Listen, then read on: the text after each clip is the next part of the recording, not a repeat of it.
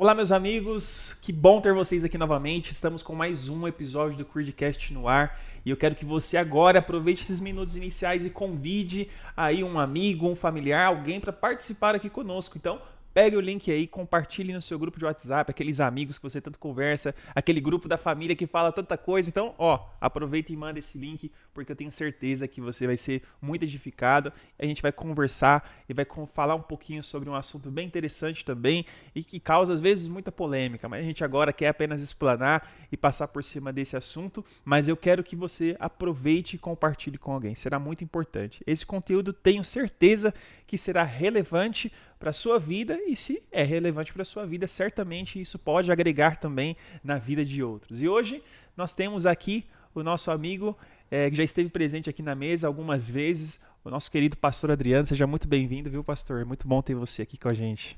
Ok, bom dia a todos, né? Graça e paz, pra gente é um privilégio. Me sinto honrado cada vez que sou chamado para estar aqui e poder falar desses temas tão importantes e relevantes, né? Referente não só à teologia, mas à prática de vida, não é? E são temas que muitos dizem, mas não são necessários. Sim, são necessários porque eles nos levam a estudar mais a palavra de Deus e automaticamente a estar mais perto do Senhor. É isso, é isso. Mas que bom. Então, a gente vai falar um pouquinho hoje sobre o arminianismo, né? A gente sabe que existe sempre essa guerra e essa luta, às vezes as pessoas perdem até a paz sobre esse assunto, mas é a ideia do calvinismo, do arminianismo, de eleição, de salvação, de predestinação, enfim, tantas outras coisas que acabam às vezes contrastando as ideias umas com as outras. Mas até antes da gente começar a falar sobre esse assunto, quando a gente fala um pouquinho sobre essas duas visões, eu lembro que um pastor comentava e ele ensinava de que às vezes essas visões, às vezes nós nos apegamos muito às divergências ao invés das convergências, né? A gente se abraça e se apega muito àquilo que às vezes nos distancia do que aquilo que às vezes nos atrai, porque existem muitos pontos em comuns em relação ao calvinismo e ao arminianismo. Por exemplo, salvação pela graça.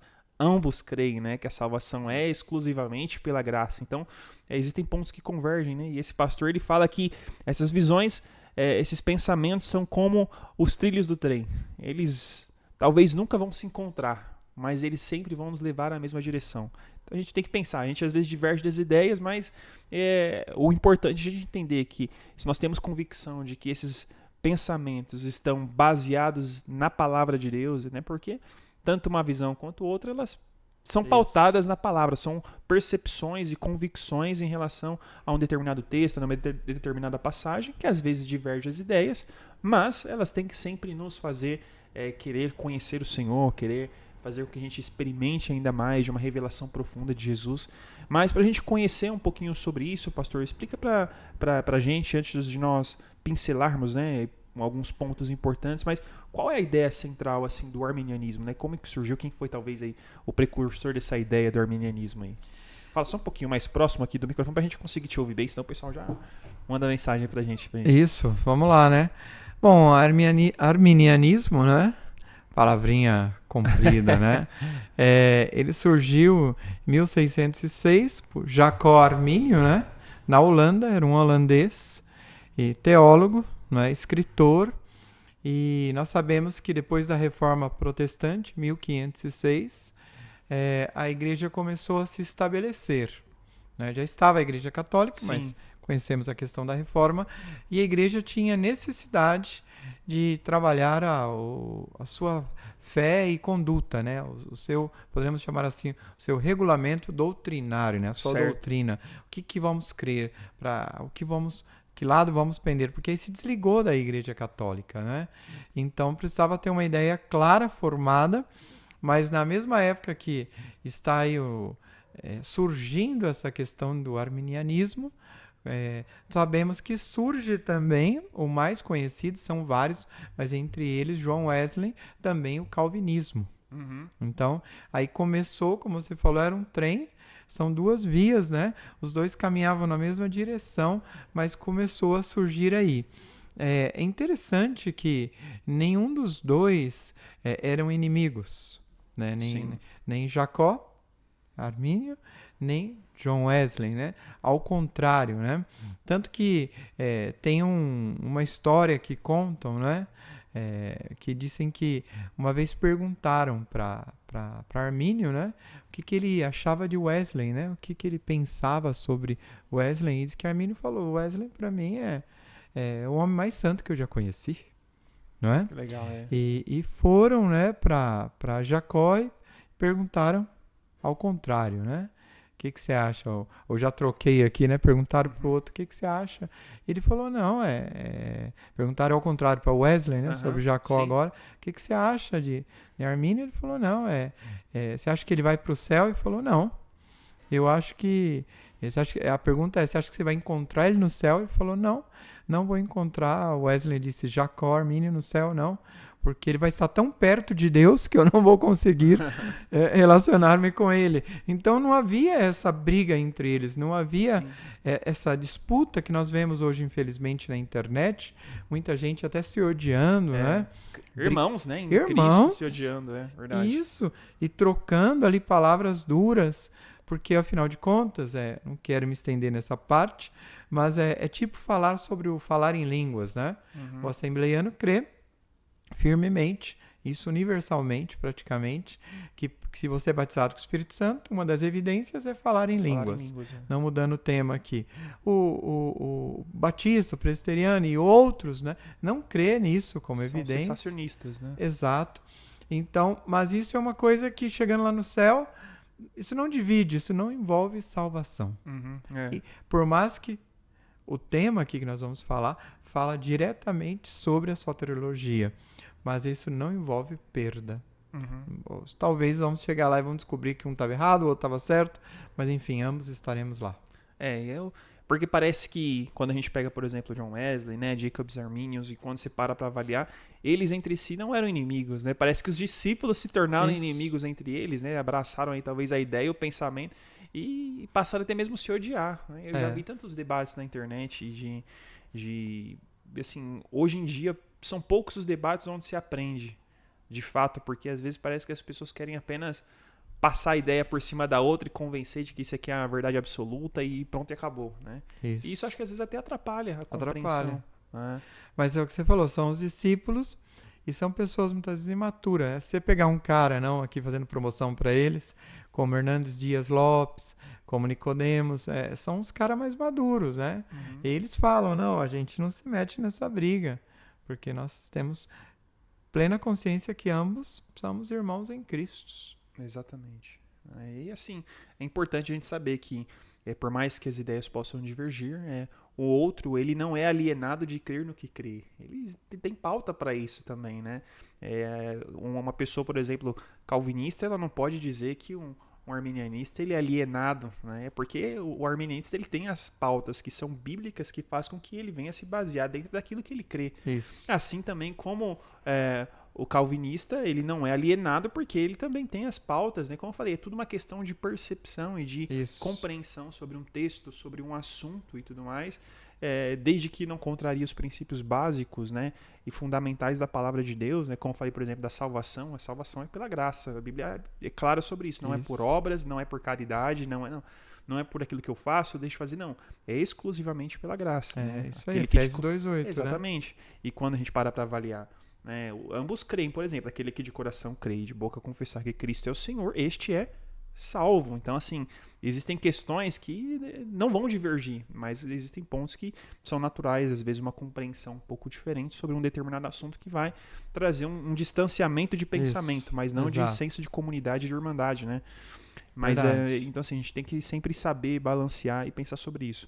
Mas hoje eu queria conversar um pouquinho sobre o arminianismo, né? A gente explorar um pouquinho sobre o pensamento de Jacobs Arminius. E assim, o que seria o pensamento deles, por exemplo, sobre o livre-arbítrio, né? Porque tem gente aí que fala, não, o livre-arbítrio não existe, né? Sempre já é algo pré-determinado por Deus, é o determinismo, né? Já está tudo certo, já está tudo pronto, a gente só corresponde a uma realidade que Deus já pré-determinou. O arminianismo, sei lá, vai falar, olha, não, tem o livre-arbítrio sim, você decide, né, e conforme as suas decisões, o seu caminhar, Deus, ele cumpre o propósito dele, Deus faz o que tem que fazer. Como é esse pensamento para o pessoal do arminianismo? Arminianismo, é isso aí. Bom, nós pensamos assim, né, eu vou falar nós, porque eu tenho essa linha também, respeito, claro, os demais colegas calvinistas, né? Mas nós pensamos assim, né? Deus, quando criou o homem, Deus é um ser que sabemos que Deus não foi criado, obviamente, né? Tudo demais foi criado, mas Deus já tinha plena adoração dos anjos. Os anjos adoravam a Deus, nós vemos várias partes na Bíblia, como Isaías 6, né? Que ali estão os serafins, os anjos adorando, louvando a Deus. E Deus queria, quando Deus cria o homem para o louvor da sua glória. Sim. Mas isso não podia ser um robô, não é? Não podia ser algo mecânico, algo ordenado já. Não, o homem, ele nasceu, ele vai começar ali a adorar a Deus automaticamente. Ele vai crescer, ele vai adorar a Deus. Tudo que ele vai fazer para adoração. Não, Deus permitiu ao homem o livre-arbítrio no aspecto que ele poderia decidir, não é? Se Deus quisesse um robô, ele fazia uma máquina. Como os computadores de hoje, que a gente dá um clique, a gente dá um comando e a função acontece. Não, Deus queria que o homem pudesse tomar as suas próprias ações, né? Isso é o livre-arbítrio. O homem poderia decidir. Tanto que, se nós pegamos lá Deuteronômio capítulo 28, né? Estão lá as consequências, né? A causa da maldade ou da benignidade, né? Dos acertos e dos erros, né? Nós encontramos lá textos tipo Josué, né? Decidindo, eu e a minha casa serviremos ao Senhor. Vocês, o que vocês vão fazer? Entendeu? A Bíblia inteirinha nós encontramos registros onde Deus coloca o homem nessas condições, né? Uma figura de liberdade. De liberdade. Ele pode decidir. Deus não obriga. Deus não quer uma adoração forçada. Precisa ser espontâneo. Precisa ser livre vontade. Claro que nós vamos falar isso daqui a pouco sobre isso, que Deus nos predestinou para a salvação, no sentido de que todos nós, né, ele morreu por todos, ele se entregou por todos, mas cabe ao homem decidir. Senão não tem graça, senão seria algo assim, já está decidido, já está feito, não é? O homem não teve nenhuma participação ali, então não teria sentido. Então o que dá para perceber é que o pensamento do arminianismo é que o poder de escolha do homem também é um fator decisivo para aquilo que ele vai viver em Deus. Seria esse o pensamento, então. Sim, o poder de escolha. Ele tem, no outro lado calvinista, né? O que é alegado é que o homem, na depravação total, ou seja, tomado totalmente pelo pecado, ele não tinha condições de decidir, de escolher, porque está perdido, o príncipe desse mundo, Satanás. Mas não, Deus dá sim ao homem o poder de decisão. Eu vejo até alguns arminianistas baseando até mesmo na escolha, por exemplo, de Eva, né, em comer o fruto e tudo mais, né? Isso. Adão também, ele sabendo, né, que era o fruto, né? A Bíblia fala que ele sabendo que era o fruto, né, do conhecimento do bem e do mal, mesmo assim ele decidiu comer, né? Então, talvez está muito ligado também a essa ideia de liberdade. O homem, ele é consciente mesmo diante de opções, né? Ele é muito... ele é livre para desenvolver aquilo que ele pensa e que ele acredita ser bom. É isso, né? É isso.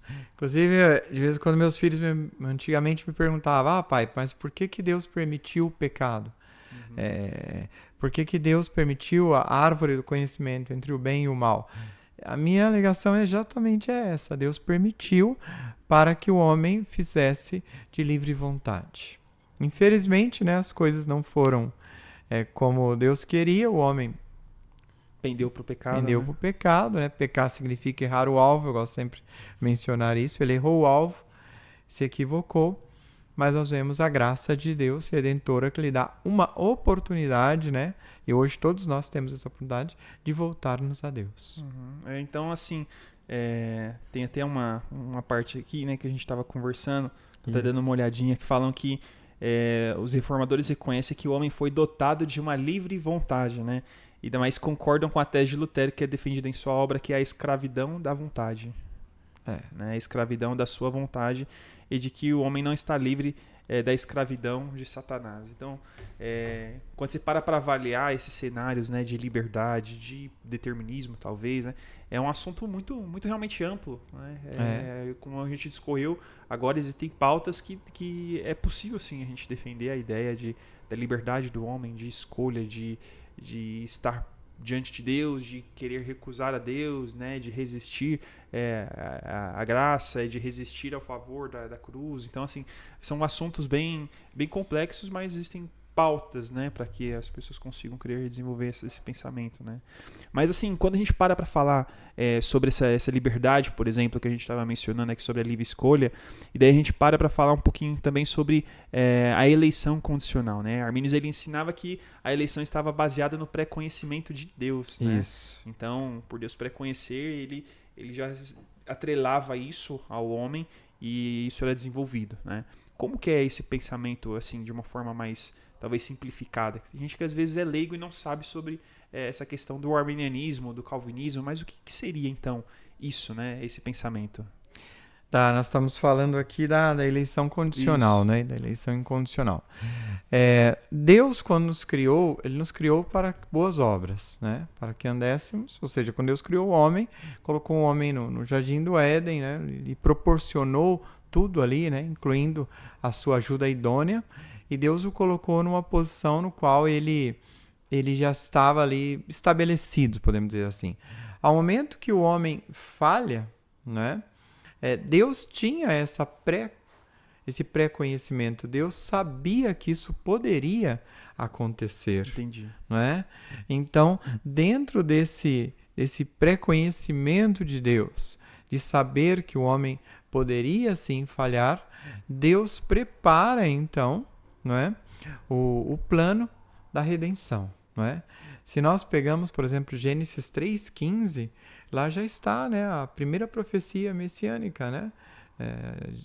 Deus falando ali com a serpente, ela fala, olha, você vai tocar o calcanhar dele, mas ele vai pisar a sua cabeça, ele vai te esmagar, e o homem ali já entra ali, eu não gosto de chamar de plano B, mas podemos, para ilustrar, apenas chamar assim, o plano B de Deus, e ali entra a questão condicional. Condicional por quê? Porque depende não só de Deus. Depende, é condicionado à fé do homem também. A fé do homem, depende da fé do homem, não é?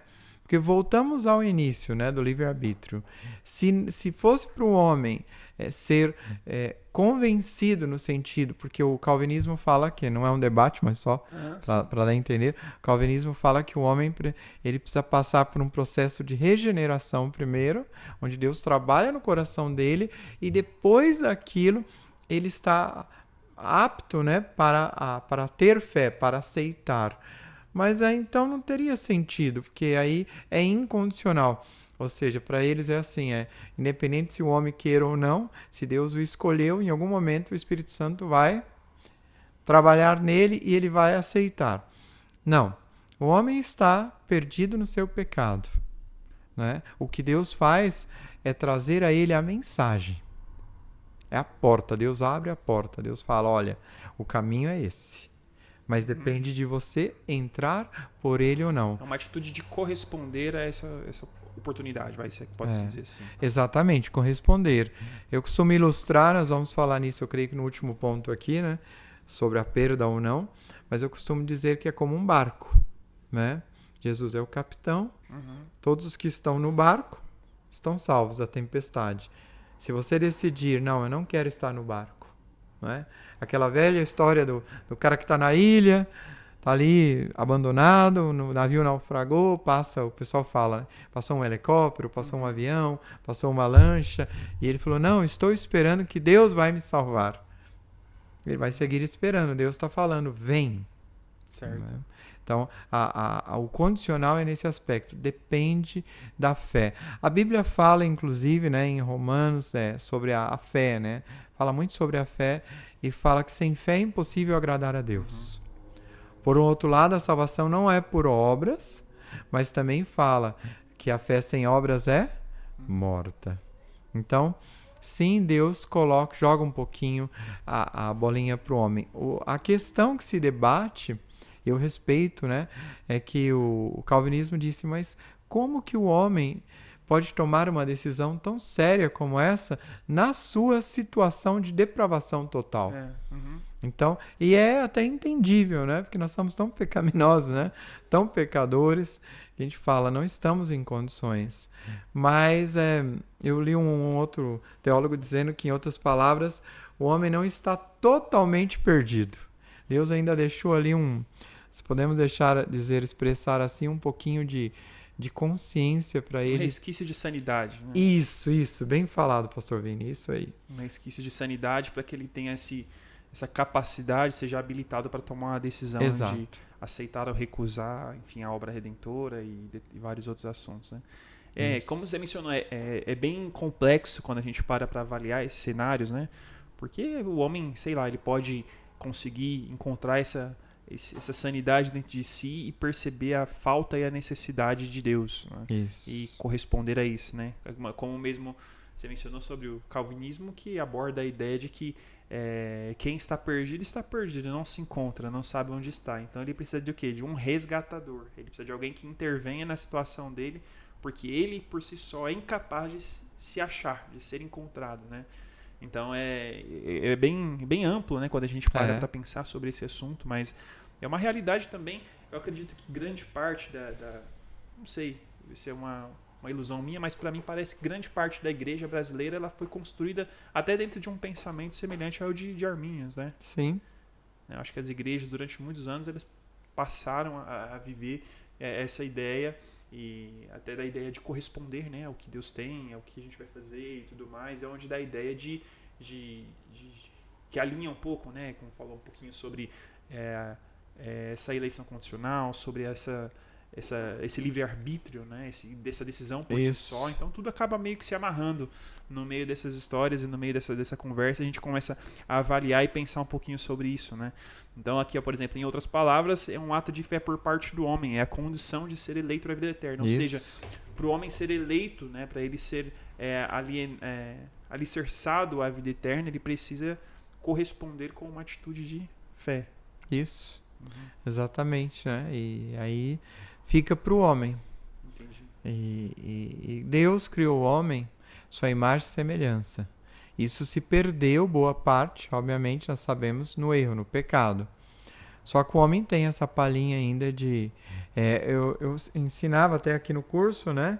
Os alunos falando das epístolas paulinas, a gente falava do estado da inocência e da consciência.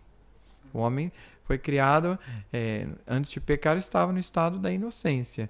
Depois, quando ele conhece o pecado, isso traz consciência do que era bom e do que era ruim, mas também traz consciência no sentido de que ele sabe que caminho deve tomar. Mesmo aquelas pessoas que não estão numa igreja, que não receberam a Cristo, você conversa com elas na rua, elas sabem, entendeu? Então, isso mostra que Deus deixa ao homem, sim, essa decisão, entendeu? Volto a dizer, Deus não quer um robô, Deus quer alguém que tome a decisão. Entendi. E assim, um outro ponto que a gente sabe também sobre a questão do arminianismo é sobre a expiação universal, né? Porque existe um contraste de que Deus ele enviou seu filho para morrer por todos, né? Alguns já falam que não, Deus não enviou seu filho para morrer por todos, né? A gente fala assim, João 3,16, um exemplo. Porque Deus amou o mundo de tal maneira que enviou o seu Filho para que todo aquele que nele crê não pereça, mas tenha a vida eterna. Ele enviou o Filho para quem? Para todos? Não, aí tem gente que fala, não, fala que para quem crê. Então não é para todos, já não abrange todo mundo. Como que é o conceito de Arminius, né, em relação a essa expiação universal? Então, vou até ler uma partezinha aqui de si.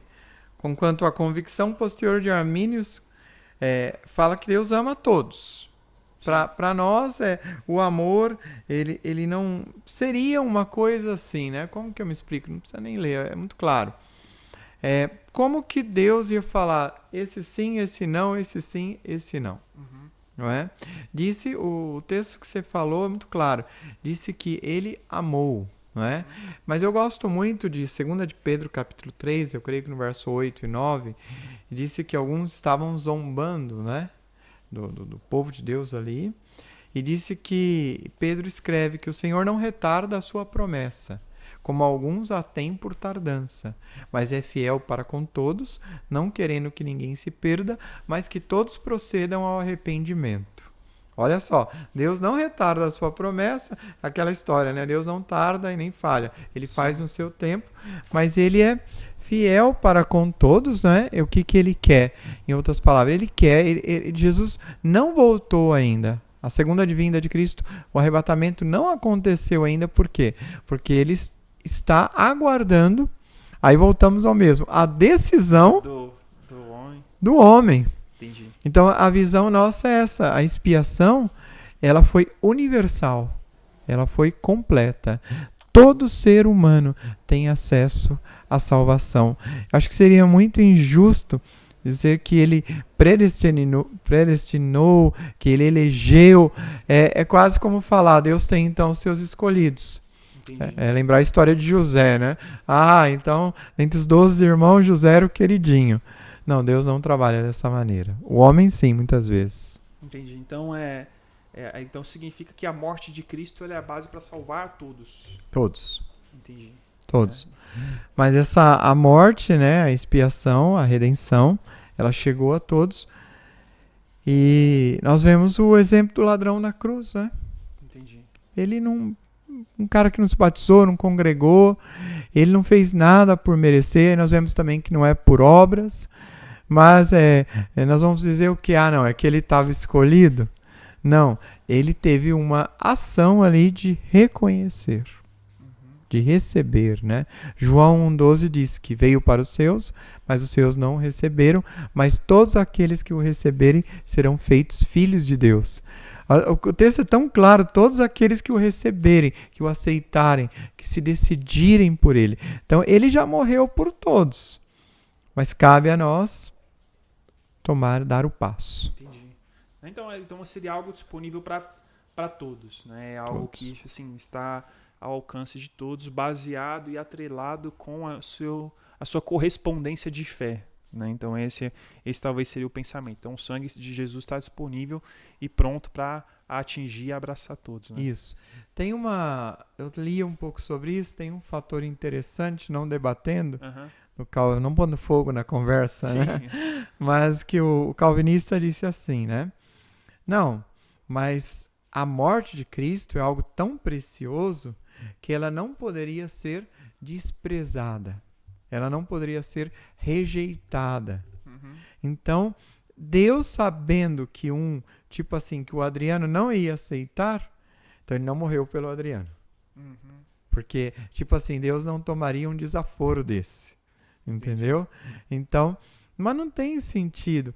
Eu acho que seria o contrário. Se a gente fala que Deus morreu só por alguns, nós estamos limitando o poder do sangue de Jesus derramado na cruz. Não, o poder do sangue de Jesus, ele alcança toda a humanidade. Só um fator mais importante nisso, que eu gosto sempre de mencionar, é que ele morreu, se nós pensamos bem, ele morreu por bilhões de pessoas que já passaram por aqui. Morreu por nós que estamos aqui hoje, nessa manhã. E morreu por muitos que hão de nascer ainda. Sim. Assim, quando a gente avalia, estou dando até uma lida aqui nessa questão, dando uma olhadinha, mas realmente é muito complexo, né? E a gente até tenta... Porque para explicar, às vezes, uma visão, você tem que mostrar outra aí para entender o porquê que a gente crê, ou porquê que isso é explicado dessa forma e tudo mais, né? Então, até você, e com certeza você que está nos assistindo, às vezes tem um pensamento diferente, cria uma determinada visão, né? Uma visão oposta, né? A visão do calvinismo, por exemplo, né? Até para mim é um desafio, às vezes, até ser um interlocutor aqui bem imparcial. Não, quero apenas que explique, né? Que mostre os pontos. Então, assim, é bem desafiador. Mas, comenta aqui embaixo, deixa aí os seus pensamentos sobre isso, o que você entende aí da questão desses pontos que nós já falamos, né? Sobre essa eleição condicional, sobre a expiação universal e sobre o livre-arbítrio. Comenta aí que a gente quer entender um pouquinho do que você pensa. Mas aí a gente para pensar, então, pastor, quando a gente olha sobre esses pensamentos, essas bases, né? Esses pontos, talvez, que são os principais pilares, né? Do arminianismo. E tem um assunto também que às vezes é um pouco complexo e as pessoas têm dificuldade de entender. Mas como que seria essa ideia, por exemplo, da graça resistida ou da graça que não pode ser resistida? Como que é esse pensamento na visão do arminianismo? Explica pra gente. Sim, então, nós acreditamos, né, o arminianismo, que a graça sim pode ser resistida. Porque voltamos ao mesmo, né? Livre-arbítrio. Resistir é a ideia de rejeitar. Eu posso rejeitar a graça. Rejeitar, pode rejeitar, não é? Não tem como. As pessoas podem decidir se sim ou se não, não é? A graça, o ponto muitas vezes é que Deus é todo poderoso. Ele pode convencer. Realmente, a Bíblia fala, né? Jesus, quando subiu ao céu, ele falou: vou ao céu, para que onde preparar lugar, para que onde eu esteja vocês também possam estar. Enviarei o outro Consolador, o Paracletos, né? E diz que ele convencerá o mundo do pecado, da justiça e do juízo. Sim. Quando fala convencer, diz que ele vai trazer ciência, ele vai trazer conhecimento. Olha, você sabe que o caminho é este. Não fala que ele vai obrigar. Convencer no sentido de trazer razão, de iluminar. O Espírito Santo, ele ilumina o homem, ele mostra. Mas a decisão, o homem pode sim resistir. O homem pode dizer: não, eu não quero viver essa vida, não é? Hoje em dia nós temos, graças a Deus, a nossa igreja mesmo aqui é uma igreja... Não admitimos, obviamente, uma libertinagem, mas há uma certa liberdade de louvor, de cantar, ninguém está preocupado que se a parede é branca, preta, não tem uma religiosidade, certo. Não tem legalismo, mas, ao mesmo tempo, nós sabemos que nós, como crentes, temos que sim, que seguir os mandamentos, temos que toda uma regra de fé e conduta, que temos que nos basear nisso. E muita gente disse: eu não quero, eu bebo, eu gosto de beber, eu fumo, eu não quero casar, eu quero viver em união livre. As pessoas querem viver a sua vida. Então, a causa disso, aí é a resistência. Elas dizem: eu até gosto, eu acho legal. Tem gente que fala: eu sou simpatizante. Eu, quando saio para evangelizar, esse final de semana nós estávamos num projeto no Pico de Jaraguá, a menina falou para mim: olha, sigam fazendo o que vocês estão fazendo, é maravilhoso o que vocês estão fazendo, levando o amor de Deus às pessoas, levando as pessoas para a igreja. Eu falei para ela: mas você não quer? Ela falou: não, isso não é para mim. Ela está rejeitando, ela está resistindo. E quando fala dessa questão, por exemplo, da resistência, só para a gente entender, você mencionou sobre a questão de uma pessoa que decide viver no pecado e tudo mais, que é uma forma de ela demonstrar a resistência com a graça. Qual seria essa linha, né, de distinção, da gente diferenciar o que seria uma pessoa que ela é escrava, né, dos seus pecados e ela não consegue se livrar porque ela é escrava, ou de uma pessoa que ela opta ser escrava desses seus delitos, né, desses seus pecados?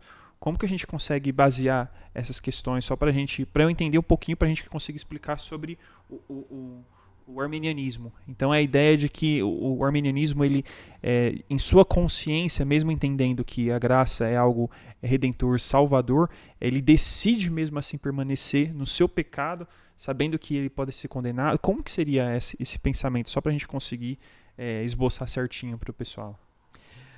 Eu acho que assim, né, o ser humano, o pecado original foi de Adão e Eva, né? Certo. Ali eles realmente pecaram, eles foram os primeiros ali que inauguraram. O pecado foi inaugurado no céu, né, nós sabemos, por Satanás, de sua rebelião, mas no mundo por eles. Eles decidiram tomar aquela decisão. Mas depois daquilo ali, né, o calvinismo inclusive fala de uma modulação, de um controle. O homem, ele não é que ele está totalmente tomado pelo pecado, não é? Nós temos, eu sempre gosto de falar que é o mundo, o diabo e a carne, né? Nós temos uma natureza que tende ao pecado, nós temos o diabo que empurra um pouquinho isso, né? E nós temos o mundo, que é o sistema que também nos impulsa, corrompido, exatamente, ao pecado. Muitas pessoas falam: mas Satanás é o príncipe desse mundo, o mundo está perdido, né? Mas os Salmos falam que do Senhor é a terra e tudo que habita nela. Não é bem assim, né? Tem gente que fala no agnosticismo que Deus criou o ser humano e o entregou a sua perdição, né? Que ele decide, ele resolve. Não é bem assim. A graça de Deus, ela está à mão, não é? O homem tem que decidir, voltamos ao mesmo, não sei se eu entendi a pergunta, mas é por aí. Ele tem que decidir. Ele é escravo, mas se ele tomar a decisão de dizer, olha, eu quero ser livre, não é? Eu quero mudar, eu quero caminhar, aí é onde vem o Espírito Santo, entra na vida dele e aí ele vai dar forças, né, para não fazer, né? Quando nós vemos o pecado de Caim e Abel, lá fala, né, que o pecado de Caim, melhor dizendo, na história de Caim e Abel, disse que o verso lá diz, né, que o pecado estava à porta, cabe a ele decidir. Então, o ser humano, ele vai sobrecair sobre ele, sim. O que acontece é que, vamos jogar as cartas na mesa. O ser humano, nós gostamos do pecado. A nossa carne quer. Nós não temos dificuldade quando estamos vivendo uma vida pecaminosa. Nós somos melhor aceitos na sociedade, no mundo. Então as pessoas dizem, espera aí, ninguém quer lutar contra a maré. Ninguém quer remar contra a maré. É mais fácil tá todo mundo indo na direção X, melhor eu vou nessa direção, não vou contra a corrente. Então a minha carne quer, a sociedade quer, o diabo também não vai mexer comigo. Dizem alguns crentes por aí, né, mas peteca que fala, não, quando tudo tá tranquilo, que na verdade você tá fazendo a vontade do diabo. Não é bem assim também, né? Mas então é assim, né? Acho que é uma questão de decisão também. Quando você decide, eu quero mudar, aí você sai debaixo desse jugo de pecado. Agora, Romanos fala que nós deixamos de ser escravos do sistema, do mundo, de Satanás, e nos tornamos escravos de Deus, no bom sentido da palavra, porque Ele nos comprou com seu precioso sangue. Aí o que vai mudar são as nossas obras. Entendi. Então, o que a gente consegue compreender, então, é que mesmo Deus, em sua onipotência, presciência, capacidade e tudo mais, ainda, mesmo o plano de Deus de salvação do homem ainda pode ser frustrado mediante a uma rejeita do homem, mediante a um recusar do homem da graça redentora. Isso, Ele nos predestinou, nos elegeu a todos. Como a gente falou, né? Os dois lados têm bases bíblicas e usam os mesmos versículos, inclusive. Exatamente. Né? Nós fomos eleitos. A única diferença é que o calvinismo disse alguns, nós cremos que em todo, predestinado para que andássemos em boas obras, todos predestinados à salvação, todos nós cremos no arminianismo, mas tem alguns que decidem tomar outro caminho e resistem essa graça. Entendi. E assim, agora partindo para o último ponto, talvez aí o mais polêmico, né, e o mais abrangente, aí seria sobre o decair do homem da graça, né? Então é aquela velha pergunta, né? Salvação se perde ou uma vez salvo para sempre, né? Como que seria a ideia do arminianismo em relação à salvação? O homem pode perder a salvação? Ou como que seria essa ideia? O que faz o homem perder a salvação também? O que seria isso? Eu creio assim, não é? Com base no que a palavra de Deus nos ensina, quando nós recebemos a Cristo, aceitamos a Cristo, né? Podemos usar várias expressões, o Espírito Santo vem morar em nós, não é? A partir do momento que o Espírito Santo vem morar em nós, começa um processo, né? Um processo de santificação, de regeneração. Ali eu já sou automaticamente justificado, né? A expiação, a redenção já é válida na minha vida. Certo. Só que assim, o Espírito Santo está habitando na minha vida. Não é um joguinho que eu fiz uma coisa errada, eu falei uma mentira, agora o Espírito Santo sai. Não é? Eu cometi qualquer falta, né? Não é necessário. Sabe que pecados não têm tamanho. Pode ser coisas pequenas, coisas grandes para o homem. Aí o Espírito Santo vai e vem. Não, isso não existe. O Espírito Santo está ali. A Bíblia diz, inclusive, não entristeceis o Espírito Santo, pelo qual fostes selados, não é? com a promessa. Ou seja, quando eu peco, o Espírito Santo murcha, se entristece, como que há um esfriamento. Ele não consegue agir na minha vida, Certo. mas ele não se retira. Mas aí existe o ponto quando o homem realmente o que nós falamos do pecado da blasfêmia, né, contra o Espírito Santo. O homem, a blasfêmia com o Espírito Santo, quando que é pecado imperdoável, é quando o homem rejeita totalmente, né? Ele disse, não creio no Pai, não creio no Filho, não creio no Espírito Santo. Ele rejeita aquilo ali, ele toma outros caminhos na sua vida, não só relacionado às suas obras de beber, fumar, práticas mundanas. Não, ele na sua consciência, ele disse, eu não quero mais isso, eu não creio mais nisso, não é a minha convicção. Então, ele deixa de ser casa. O Espírito Santo não vai mais habitar nele, não é? Isso é algo natural. Assim como você não vai estar num lugar onde você não é desejado, não é bem-vindo. O Espírito Santo não força nada. Então ele se retira. Quando ele se retira, obviamente, aquela pessoa está a ver avião, né? Ela está sozinha. Entendi. Né? Então, eu costumo dar um exemplo que é como a mão de Deus, né? Tem gente que fala que Deus pesou a mão. Não, Deus não pesa a mão sobre ninguém. Ao contrário, a mão de Deus sempre está nos protegendo. Nós estamos debaixo da mão de Deus. Nós nos retiramos. Não é Ele que se retira. Não é? Nós nos retiramos debaixo da salvação, da sua graça, do seu perdão. Uma história bíblica muito... que ilustra muito bem isso é a do filho pródigo, não é? O filho tinha tudo na casa do pai. Então ele decide se retirar. Se retira, mas quando ele se arrepende novamente, né? A salvação pode se perder-se, conforme a Jacó Armínio, mas ela pode perder-se, mas ela pode ser recuperada. Isso é interessante. Se debate muito o tema que se pode perder. Sim, mas se pode perder, mas ela pode ser recuperada. Uma pessoa pode, porque nós usamos a linguagem no cristianismo, que ela se desvia dos caminhos do Senhor, mas ela pode voltar, assim como o filho pródigo. Para a gente conseguir entender, então, uma pessoa, por exemplo, que ela perde a salvação, digamos assim, ela perde porque de forma consciente ela rejeita Jesus. Isso. Ou é porque ela, enfim, começa a ter experiências com pecado e de forma muito sutil ela começa a se desviar do caminho e quando se dá por conta já está perdida. É algo consciente ou é algo que aos poucos ela nem percebe, ela se perde e ela acaba rejeitando Jesus devido às suas obras? O que seria para perder a salvação, para essa linha? Pode acontecer os dois casos, não é? A Bíblia diz que o que está de pé, olhe para que não caia. Mas eu creio assim, o pecado, ele é uma escolha. Então, é consciente sim. Eu creio que é consciente, né? Conforme Armínio é uma questão de consciência. A pessoa vai se afastando, né? Agora, há um debate aí, né? Vamos jogar um pouquinho mais de lenha na fogueira. Que disse que no calvinismo se ensina assim, que se ele se afastou, é porque ele nunca foi salvo. Até alguns arministas creem assim, né? Ele nunca foi salvo, se ele se afastou. Eu creio que ele pode sim ser salvo, né?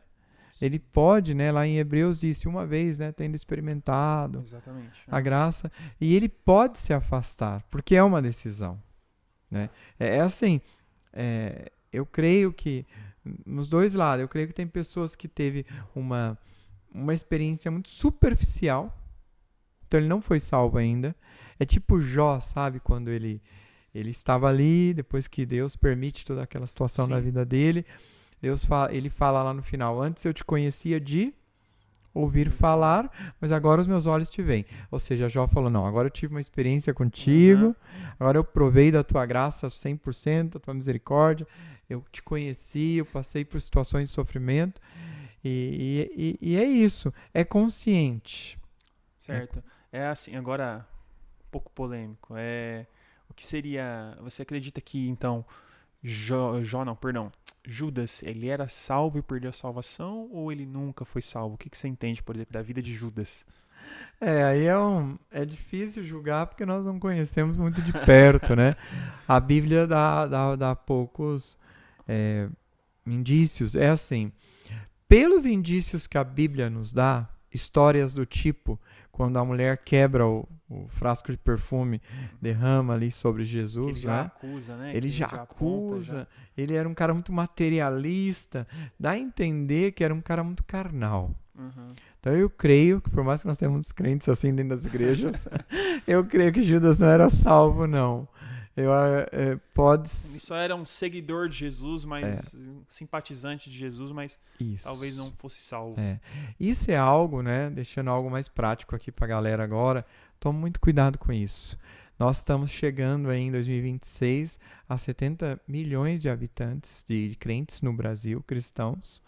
Mas muitos têm alertado as agências missionárias, as agências de estatísticas como a CEPAL, revistas como a Ultimato têm falado do tema, que se fôssemos colocar ali, não querendo julgar em alguns parâmetros bíblicos, mais da metade não são salvos, são simpatizantes. Assim como na multidão que seguia Jesus, havia gente querendo acusá-lo, gente que só queria a cura, como nós vemos a teologia da prosperidade hoje dentro do Brasil. Tem muita gente que está ali só por um benefício. Isso é perigoso, porque aí vai chegar lá, Jesus vai falar, eu preguei, eu cantei, eu falei, eu dei meu dízimo, dei minha oferta, e Jesus vai falar, apartai-os de mim, maldito. Eu não te conheço, né? Não te conheço, cara. Não sei quem você é, mas como que não? Eu tava lá no programa. Do Creed, eu tava gravando. Não te conheço não, meu amigo. Uhum. Então é até para nós, pastores, temos que estar. Então assim, quando a gente, como eu pincelei aqui agora, né, às vezes você avaliar a vida de Judas é bem difícil, né? Você difícil. Saber dizer, poxa, ele perdeu a salvação, não perdeu, ele apenas teve uma profunda experiência religiosa, nunca foi salvo. Então são linhas bem complexas, assim, né? Mas eu quero aproveitar você aí, você crê que a salvação se perde ou não? Deixa aí seu pensamento, vamos ser um pouquinho polêmico aí nos comentários, mas enfim, antes da gente, enquanto vocês comentam também um pouquinho sobre esse assunto, nós estamos encerrando já, mas deixe suas considerações finais, pastor, em relação a esse pensamento e tudo mais, o que você pensa sobre, não só sobre o arminianismo, né, mas esse conceito desses dois pensamentos, como que a gente tem que agir diante desses pensamentos que às vezes são divergentes, mas como cristãos, como irmãos, o que a gente deve fazer diante desses pensamentos, né? Bom, o que eu teria a dizer é que primeiro falando de Wesley e de Jacó Armínio, né, que são dois grandes personagens, não só eles, houve o Lutero e muitos outros ilustres, todos eles deixaram uma contribuição muito importante para todas as igrejas, todas as eras e para a nossa era atual também, né? E eu acho que ambos, como nós falamos aqui, creem na salvação pela graça, Efésios 2:8, né? Não é por obras, não é para que ninguém se glorie. E eu creio que apenas são pontos de vista diferentes, que podemos caminhar juntos, podemos... Lá talvez nós vamos... Eu creio que nós vamos estar num estado de consciência do que aconteceu aqui. Então lá talvez nós vamos brincar e falar, tá vendo? Eu tinha razão. Tá vendo? Você estava errado. Mas eu acho que a verdade absoluta nós vamos saber só um dia com Cristo, porque a Bíblia dá pé para as duas interpretações, né? Nós vemos isso na hermenêutica, e eu acho que o mais importante é saber se respeitar, saber entender que ambos os pontos, né, trazem conhecimento, trazem crescimento, mas falando agora, não defendendo o arminismo, né? Mas eu creio sim que Jesus morreu por todos, não é? Que a graça pode ser resistida, que a eleição e a predestinação ela existiu, mas de uma maneira total da humanidade, e que a salvação ela é condicional, não dependendo de fé, não dependendo de obras, perdão, mas da fé em Cristo Jesus. E por mais que o homem está realmente num estado de depravação total, a causa do seu pecado, há uma luz no final do túnel onde ele escolha, né? Para que ele escolha. Então basta o homem escolher corretamente, crer, e ele será salvo em Cristo Jesus. Amém, amém. Pastor, muito obrigado por sentar e compartilhar com a gente aqui o seu conhecimento, explanar um pouquinho sobre o assunto, né? É difícil falar sobre isso, não ser polêmico, Sim. né? Porque às vezes a gente tem que, para explicar um ponto da convicção, né? Sobre uma Isso. ideia, sobre o pensamento, a gente tem que expor o outro também para explicar o porquê que eu creio, como é que é e tudo mais. Então, mas assim, muito obrigado por compartilhar um pouquinho sobre isso, né? E eu agradeço você também que esteve aqui conosco. Muito obrigado por participar desse assunto. Como eu mencionei no começo, se esse assunto foi importante e relevante para você, compartilhe com seus amigos, familiares, parentes, com quem você achar que deve, mas não deixe de compartilhar esse conteúdo. Nós nos vemos no próximo episódio. Que Deus te abençoe e eu te espero em breve.